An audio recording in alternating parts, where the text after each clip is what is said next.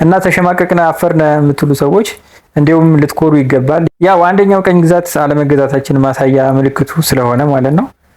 ኢትዮጵያዊ ዋይሾ ስፒድ እንግሊዘኛ መናገር ባለመቻሉ ብዙዎቻችሁ ስታላግጡበት እያየው ነበር። አንዳንዶቹማ እንዲሁም ተዋረድነ አፈርነ እያላችሁ ሰማውና እውነት ለመናገር እንግሊዘኛ አለመቻል የሚያዋርድ ወይም የሚያሳፍር ነገር አይደለም። አሊያ ደግሞ የስልጣኔ መገለጫውም አይደለም። ለዚህ ምሳሌ ደግሞ ቻይናን መመልከት እንችላለን። አብዛኛው ቻይና ማህበረሰብ እንግሊዘኛ መናገር አይችልም። ነገር ግን በስልጣኔ ወይም ደግሞ በፈርቀዳጅነት እሷን እየተወዳደረች ያለች። ወደ አፍሪካ ስንመለስ ደግሞ አብዛኞቹ የአፍሪካ ሀገራት እንግሊዘኛ ብቻ ሳይሆን ፍሬንች በደንብ አቀላጥፈው መናገር ይችላሉ። አይደለም ወጣቱ በእኛ እድሜ ላይ ያለው ይቅርና አባቶቻቸው ገበሬዎች ያልተማሩት እንኳን እንግሊዘኛም ፍሬንችም የሚናገሩ ብዙ የአፍሪካ ሀገራት አሉ። በቀኝ ግዛት ስለተገዙ ነው ያ የሆነው።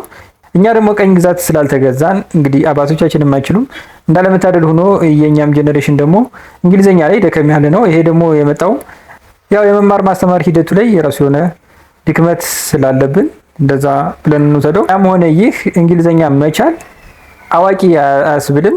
ቋንቋ መግባቢያ ነው። ኢንተርናሽናል የሆነ መግባቢያ እስከሆነ ድረስ ብናውቀው ብዙ አድቫንቴጆች ብዙ ኦፖርቹኒቲዎች አሉት። ነገር ግን አለማወቅ ደግሞ ያን ያክል የሚያዋርድ ወይም የሚያሳፍር አይደለም። በትራንስሌተር በአስተርጓሚ መግባባት ስለሚቻል የትልልቅ ሀገራት መሪዎች ሁሉ በአስተርጓሚ ነው የሚግባቡት። ስለዚህ መግባባት ይቻላል። አይሾ ኢትዮጵያ ምንም መሸማቀቅም አይገባህም።